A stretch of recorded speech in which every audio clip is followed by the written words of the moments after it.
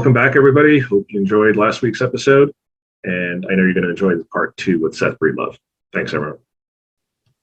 That was the big thing about that Adirondacks trip for me. It was like 5-6 months after everything got locked down that we went on that trip. And it was the first time any of us had done almost anything in months. And it was weird. It was like shackles being taken off or something, like going out into the woods there. But it was also like the thing that's not in that movie is that, and I mean, I'm sure you're familiar with this, but like that High Peaks wilderness area, even with like peak COVID, was overrun with people, like just people everywhere. It always is. yeah. And that's the thing about it that probably isn't quite captured in that film, but yeah. Yeah, and I mean, I've never been to the High Peaks. It was something I had suggested when I first kind of discovered the Adirondacks, and I mentioned to my buddy Josh, like, we should do, one of the mountains up there. I don't even think it's one of the High Peaks, but I think it's just close to it. He's like, no, man. He's like, you want to do like remote camping where we're not going to see anybody for a couple of days. He's like, that's the wrong. He's like, it's like Grand Central Station up there. He's like, you're trying to get away from people, away from the city. He's like, you go to the High Peaks, and and then I started listening to 46 of 46 podcast with James, who's awesome, and he was always saying like how he'd have to get to the parking lot at like 3 a.m. Just that's the morning. The morning we left the High Peaks area. We lit out at like 4:30. And we're coming through there, and they were still starting to park down the sides of the roads to get up because we were driving by Marcy, like where they parked to start heading up toward Marcy. And it was just it was insanity. I mean, I thought we kind of like by climbing to the top of that one we did, which now I can't even think of it right now, but it's over by that Sacandaga Lake, that to me was kind of perfect because there was no one on that trail. Like, I mean, we were all dead. We could not have been a more out of shape group of people climbing that mountain that day. Other than Alex, but that was to me, that was the perfect area to go hike like that. And I love, like, my first time there, we stayed in Wells. When we were filming Beast of Whitehall, that's where we stayed, was Wells. Okay. And because there's the story behind that movie is that the one of the producers on Minerva Monster, his parents live in Wells. Oh, okay. And so we stayed in Wells, filmed the whole movie, came back to Ohio, got in a literal fight over the release of that movie and how we wanted that movie to be made. And then I went back and reshot the whole movie myself. Really?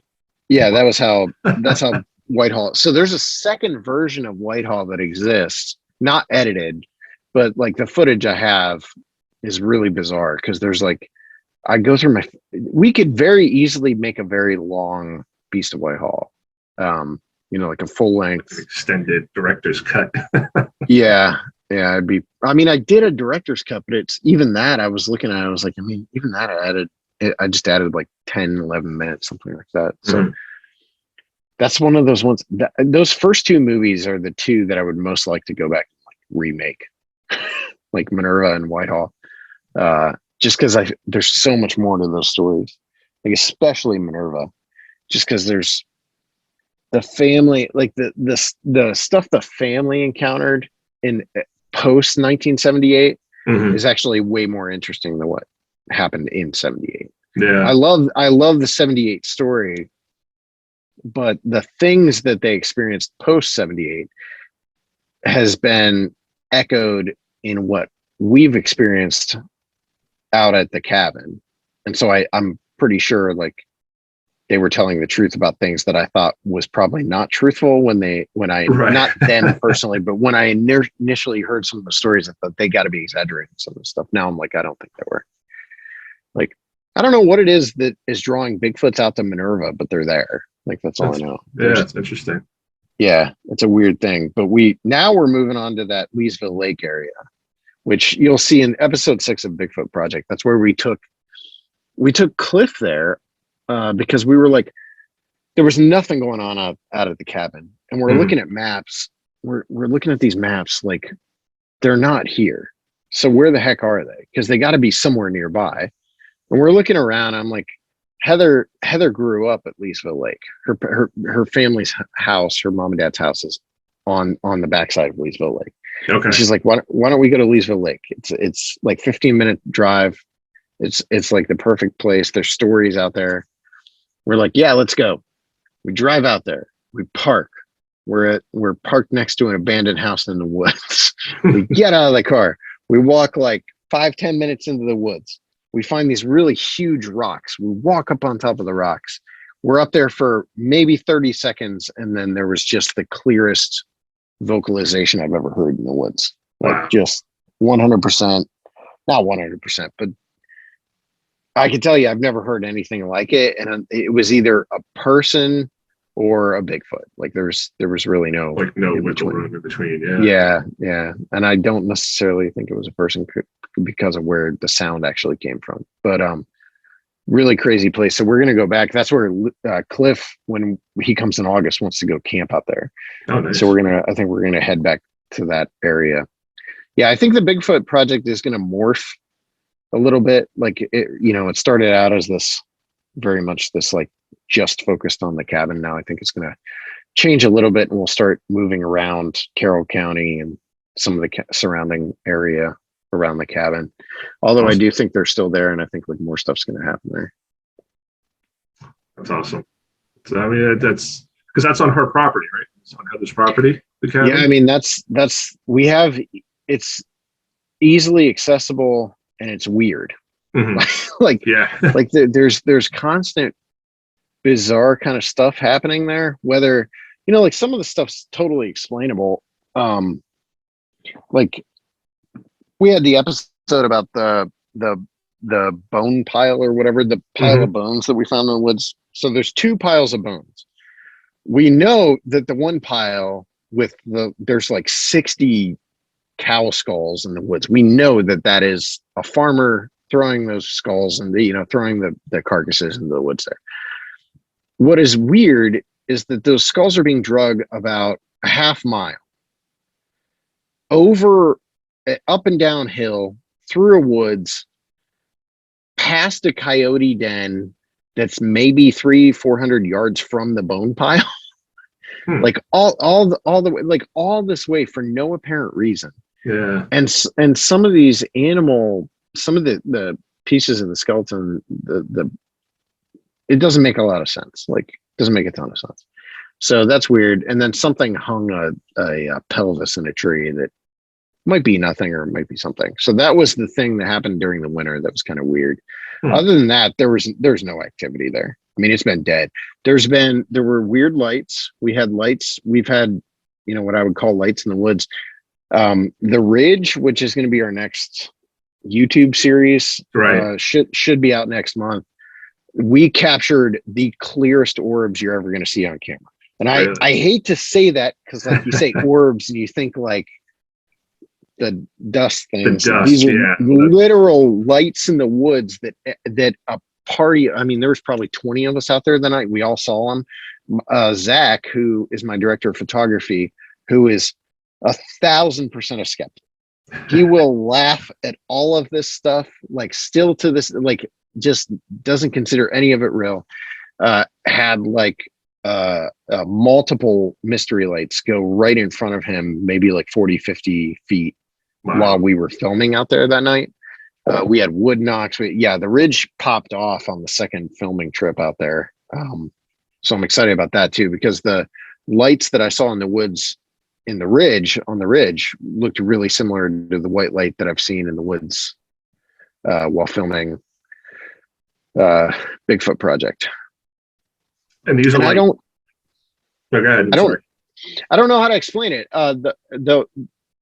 And again, it could very possibly, the ones at the cabin in Minerva could 100% be people.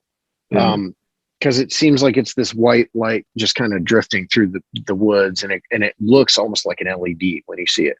Okay. And we've seen it probably 3 or 4 times.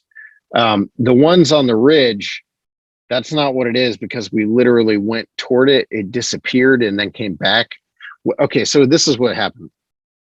I'm not going to go through the whole thing, but we're on the ridge. It's Eric Altman, it's me, it's like this huge group of us, and we were split into basically 3 groups. We started hearing that there were lights in the woods. We headed toward the lights, and saw them, like, as a group. Everyone saw them, ran toward them, and they disappeared. There's no one there. Like, these were right in front of us. It is a very unnerving thing because it looks like someone with a flashlight on the trail in front of you. It's also difficult to talk about this because without understanding where we were, you're probably just going to think, okay, well, it probably was just someone on the trail in front of you with a light or whatever. But we were on, I've been to Area X. The road that we took to get up to this area where we were really reminded me of the road we had to take to get down to Area X. It's that rough. Like, I was in my 4-wheel drive Jeep, which is lifted, and we were still like real close to scraping a bunch, and like it was a rough road. So it's not, I don't think it's super habitable.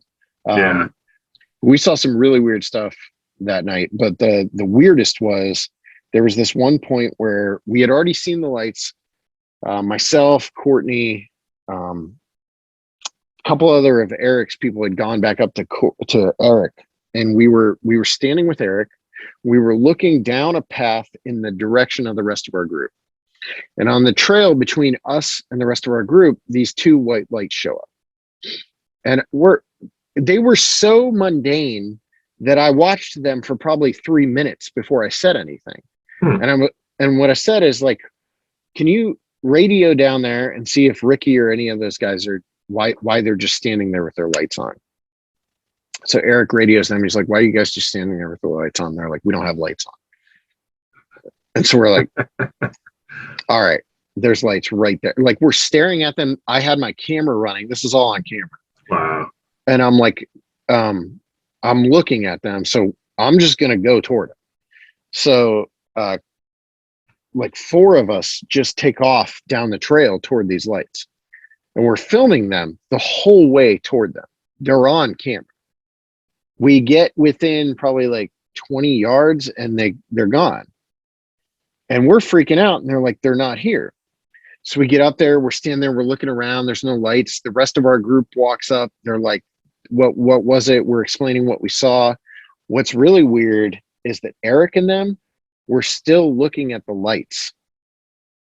So while we're standing in the spot where these lights are, that Eric and the rest of his group can still see, and apparently that's on camera. We're standing near these lights. These lights are not there. Like, you can't see them, but Eric, you couldn't see them. That they were saying they were still there. So it was really bizarre. Like, there was a lot of, what was strange too. Then everyone else goes off.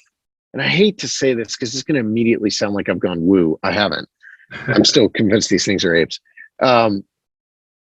When the initial activity began, there was one flurry of activity that happened earlier in the night with lights, and everyone flipped out. And I don't know if you've been on one of these things where, like, there's like so many people that it's almost too many people because everyone just gets everyone works each other up over it. I was tempted to do some, like, back in the day, I wanted to do some like BFRO stuff just before I had anybody to go camping with. And they were like, yeah, there's going to be 40 of us, and we're going to have, and I'm like, it was like $500. And I'm like, it's like an invading army. Like, you're not going to fight anything with like 40 people with vehicles, and you're bringing coolers and stuff. So so they got, imagine. What happened is, once they saw the lights, they all started talking at once.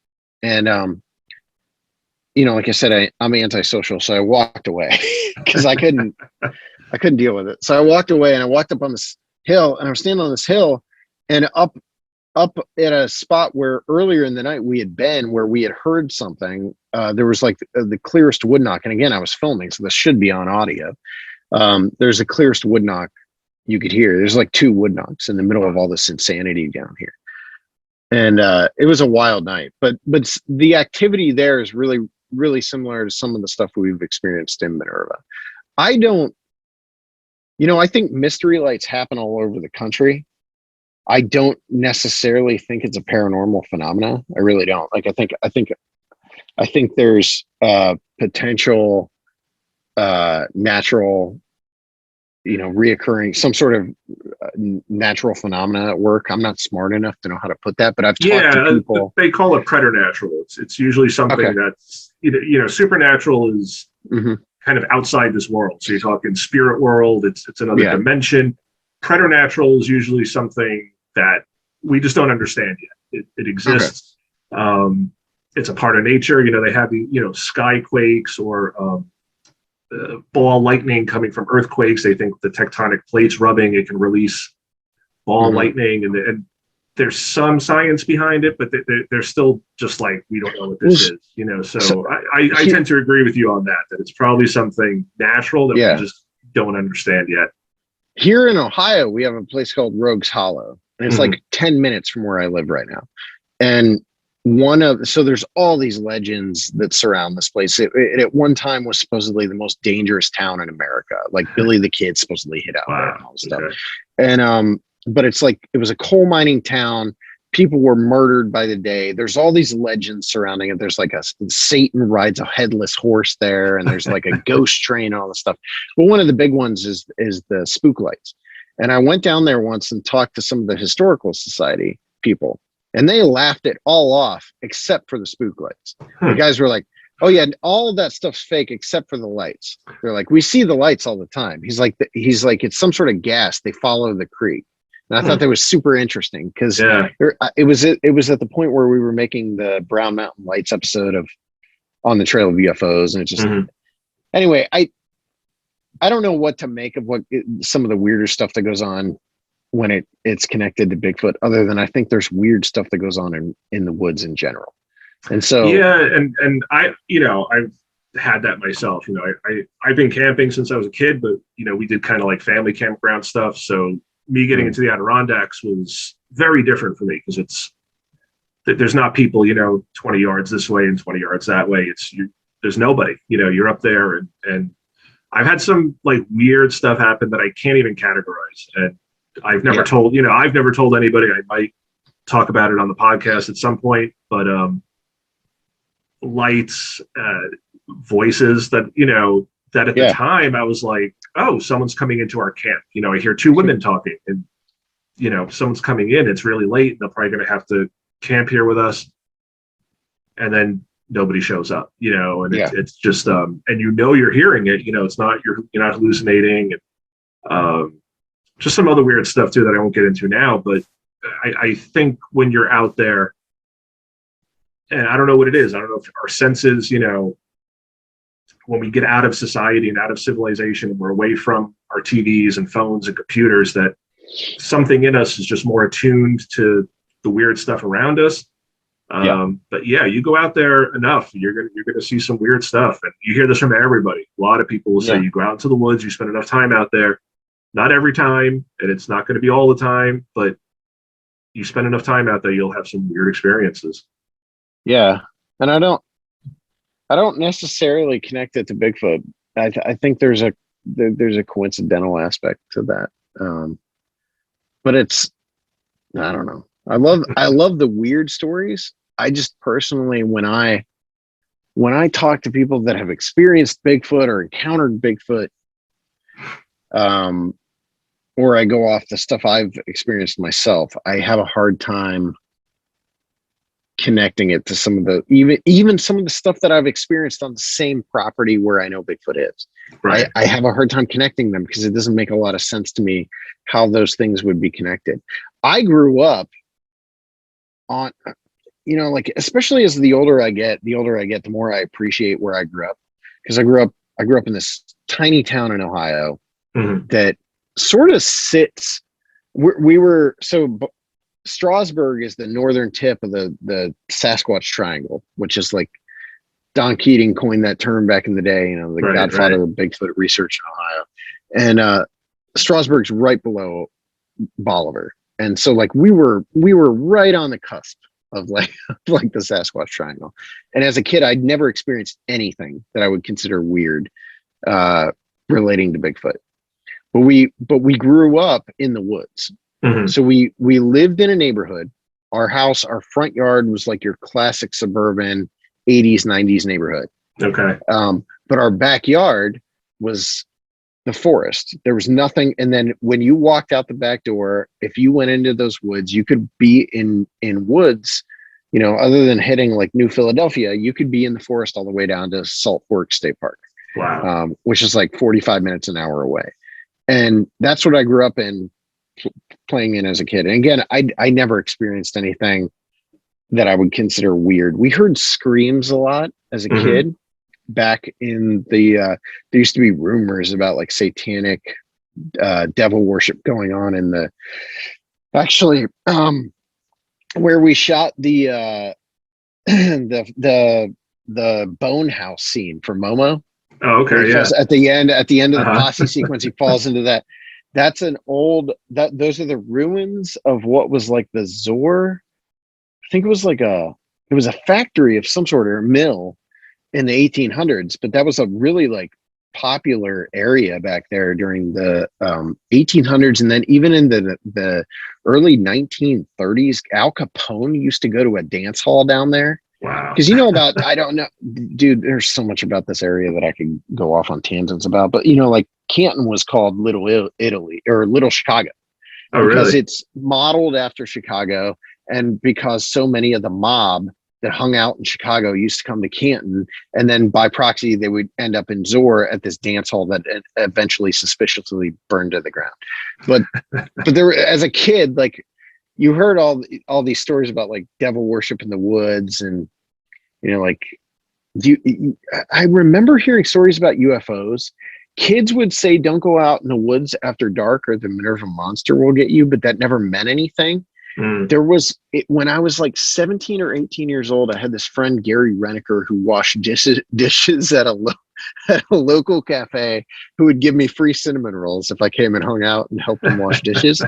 And he told me one night about Minnie the Monster, which was a monster that hung out in a coal mine, or not a coal mine, an abandoned train tunnel outside of Mineral City, Ohio. Okay. And Mineral City is 10 minutes from Bolivar, where I grew up.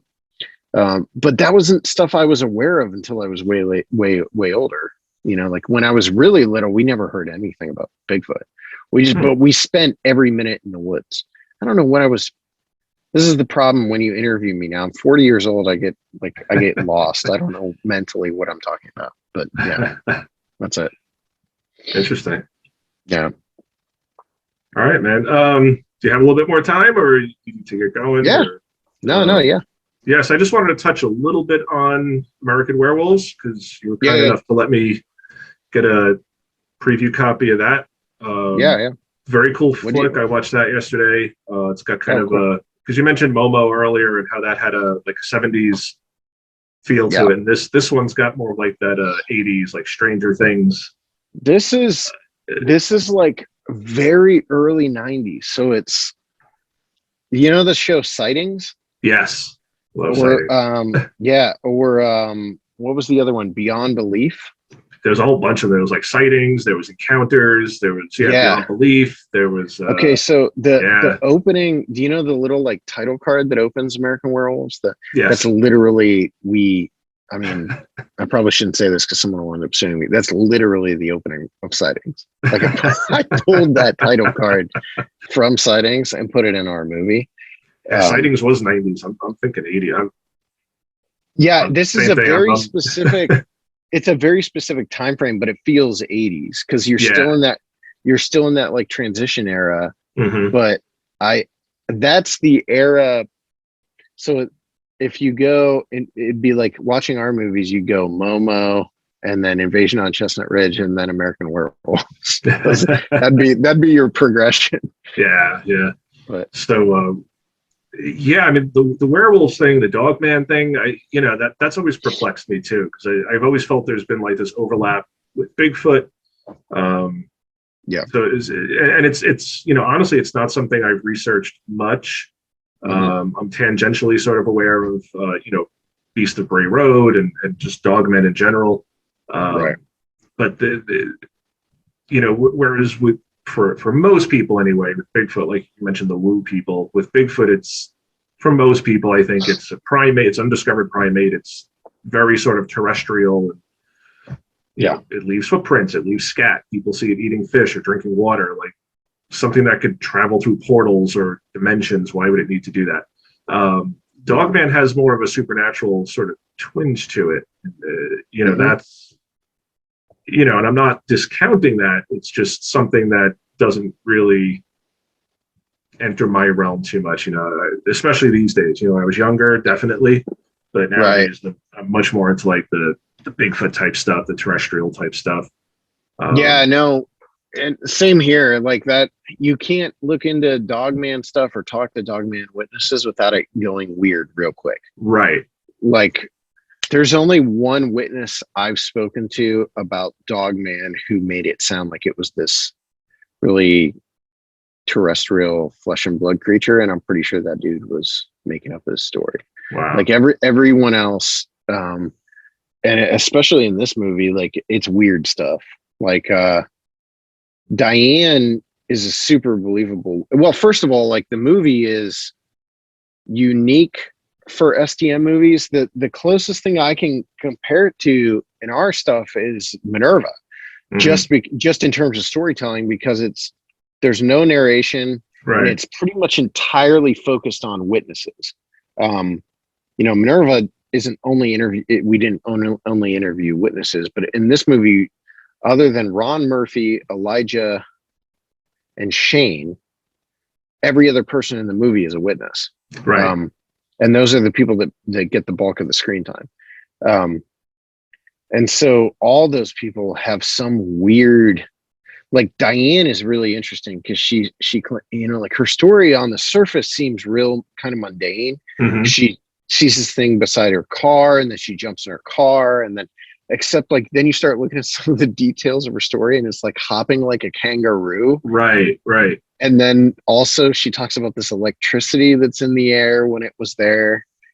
The weirdness of the stories is what ended up driving the weirdness of the movie. The movie's real, like stylized, very weird.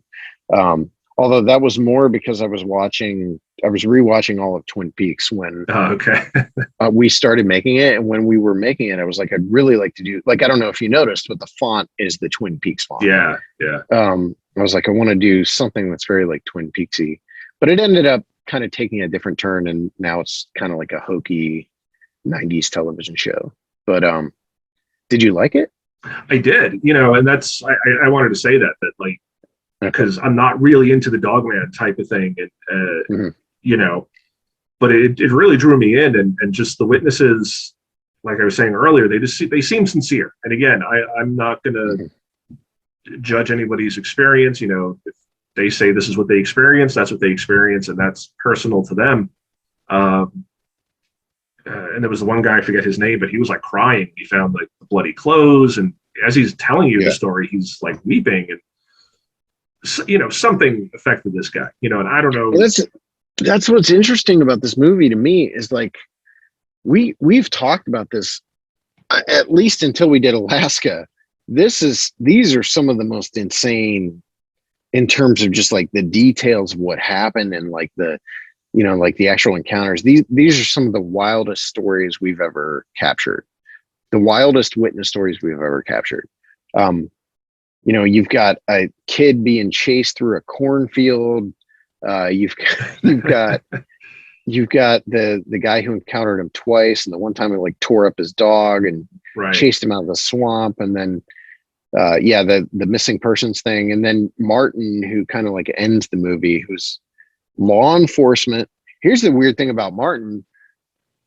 Okay, so Martin is kind of ends the movie. He's I end the movie with Martin. He was, I don't know I think I'm okay to say this, but like Martin was on the police force in Adams, Tennessee. So he's home of the Bell Witch, Right. which means he grew up with my buddy Tim Henson, who's like the Bell Witch historian. And I did not know that until we were like halfway through his interview. It was so weird because like we're in Land Between the Lakes, and I guess I didn't connect those two locations. Like they're not far apart. Right. But yeah, it's like really, really out there, crazy, creepy, up close, intense encounter stories. But for the most part, I think told by very believable, level-headed folk. Right. And so again, like, I think what strikes me too is that I think it was him who was saying that, you know, like tree knocks and whistling. He was talking about like whistling, which is something you usually hear with Bigfoot. Yeah. Type encounters, that they're trying to sometimes mimic other, you know, birds or owls or so it's weird to me that you kind of have this very sort of supernatural, they're saying it has pointed ears and a long snout. That's clearly not ape-like. You know, they say the legs are backwards, almost like, you know, like a dog's would be or a canine. But then you have these Bigfoot-ish, you know, tree knocks and whistles and the smells and you know, so it's hard for me to kind of separate. His story's weird too, because it's got what pretty clearly seemed like Bigfoot actually there. And he seems to believe it was like Bigfoot trying to protect, or like some sort of weird territorial battle going on. And what's strange about that would be really easy to kind of laugh off or whatever, except that if we did like a real in-depth movie on Land Between the Lakes lore, that's a big part of their local legends there. Right. Is like this territorial thing battle that goes on between Bigfoot and Dogman. And according to him, like he had no idea. Like that's not something he was aware of when he experienced this. He's not like a paranormal guy. Like he's not into the paranormal. He was a cop. Like he was just a dude that was there turkey hunting. So I'm excited about that movie. I think I said multiple times while we were making that movie that that's the most fun I've had editing, putting together an STM movie in a very long time, probably since like Momo, in terms of just editing it and like finding the style of it in the edit and like giving it its voice and doing all the like weird cross cutting and like double exposure shots and stuff. Dude, like that's the kind of stuff that I get real excited about if I get to do it, if it comes to me in the edit. Like that's what makes me excited about making movies. Because like right now we're doing Jersey Devil and it was all in the script. Like the narrative end of it is in the script. So you're shooting something and then we're going to put it together, and I'm sure, you know, there's going to be some transitions that I wasn't expecting, but that was all on paper already. Mm-hmm. So like American Werewolves is fun because it's like Invasion on Chestnut Ridge or Terror in the Skies, where I kind of like figure it out in the edit, and then I get to feel like, you know, there's so many people involved in STM anymore that very rarely does it feel like your voice is on this thing. On the Trail of Bigfoot's different. I always feel like those are kind of like my thing. Yeah. But this was fun because it was like I was alone in this office, other than my screaming 5-year-old. And I was able to kind of like figure it out as I was going, you know, like I put together a really early cut of that movie and I was like, oh my gosh, this is so boring. Cause it's like, it doesn't have a tone. It doesn't have a style. It's just like people talk. And then I run these shots and then, you know, like you're trying to figure out how to make that stuff interesting, how to make those shots of like a werewolf suit interesting. And it's like, anybody could watch this something similar on TV. So like I like that I can come up with ways to stylize something or make it my own, I guess. You know, like, and whether or not it works for anyone else, I don't know. But no, I think it's awesome because it kind of it makes them memorable. It differentiates them, and again, like something like Momo, which is a little cheesier with the reenactments and trying to tap into that like 1970s kind of style. And this one works, and you know, for me, I'm always all about the personal experiences. You know,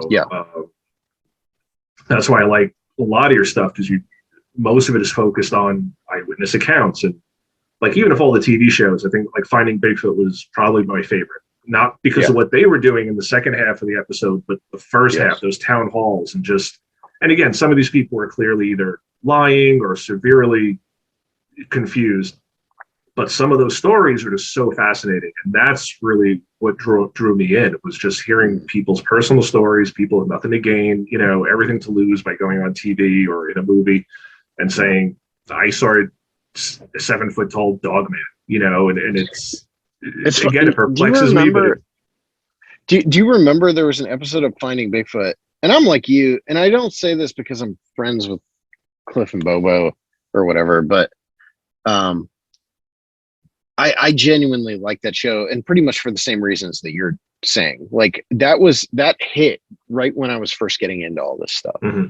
And there was an episode where they interviewed, I think they were at a town hall, a family outside of Gatlinburg, Tennessee, who were driving in a minivan near Dollywood at night and had an encounter. And it was like the most believable encounter. I remember this was so early in like me getting into this stuff. And I was like, there's no way these people are just making this up. Like, their details were so believable, and they were all like corroborating. The kids were corroborating what the parents said, and the parents were corroborating. It was wild. I always think of that, but that I'm like you, like that's the stuff that drew me to any paranormal television in the first place. That's what tended to draw me in. And that's why when I was putting this one together, I was like, we could have very easily had Lyle narrate it or whatever. And it still would have had that. It might have even heightened that kind of like early 90s feel.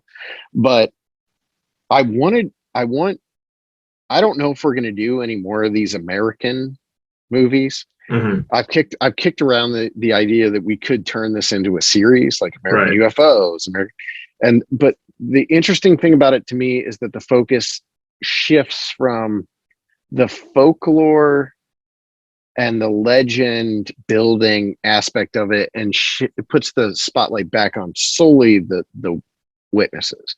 There's a little bit of like folklore sprinkled in, but it's mostly just to establish that this is something that exists in this country, like that's kind of the focus of the movie is actually on those, like, what is it, it's like 7 or 8 people who've had these experiences.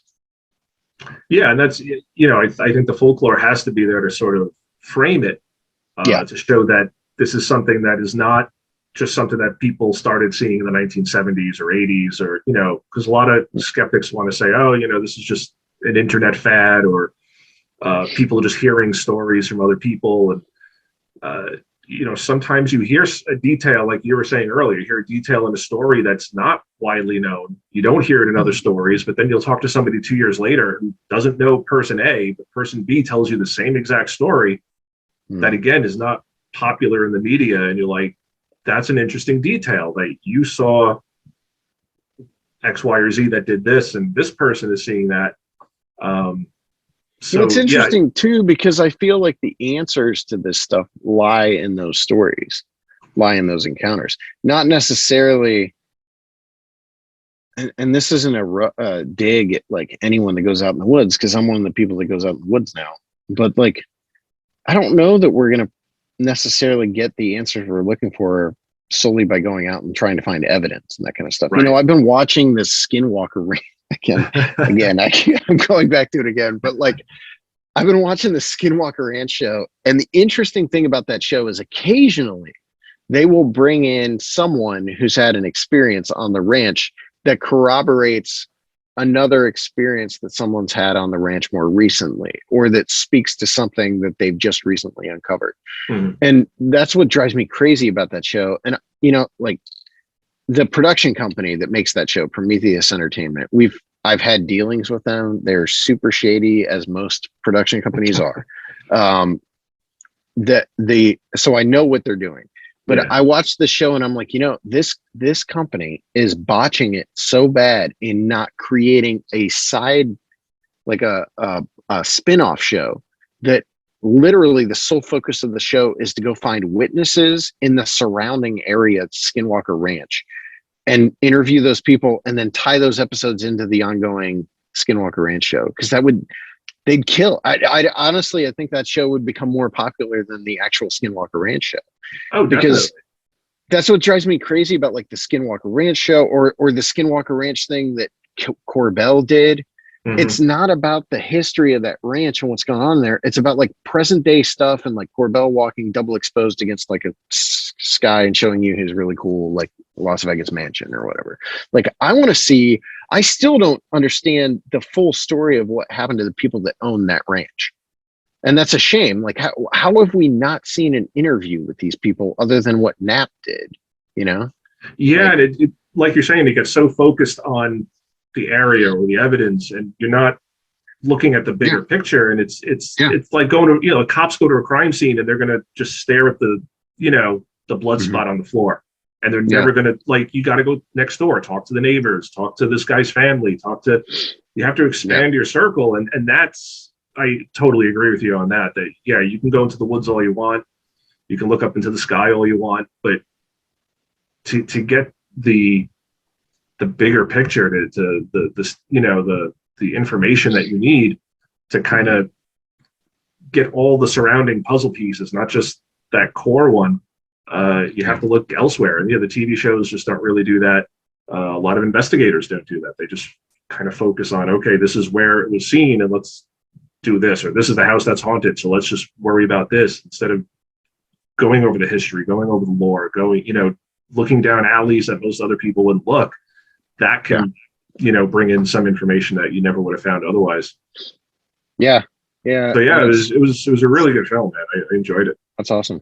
I'm glad you liked it. You're one of the first people. I've only sent it to like 2 or 3 other people, so it's good to hear. Awesome. Yeah, thank you. And when does that come out?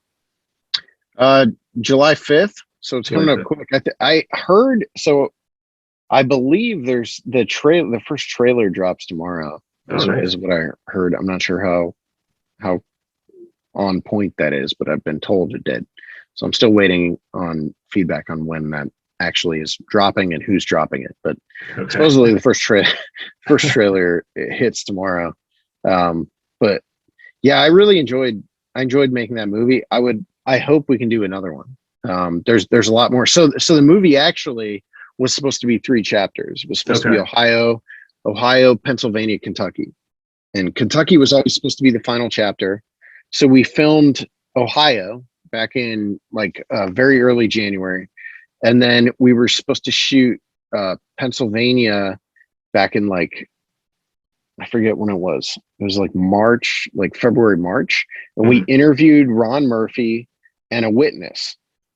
And then we lost 2 of our other witnesses and ended up going ahead and doing the Land Between the Lakes thing. And I was like, okay, well, I can't wait to edit this until the rest of the PA stuff's done. So I'm just going to start editing it. And I realized real quick that we had more than enough with just Ohio and Kentucky.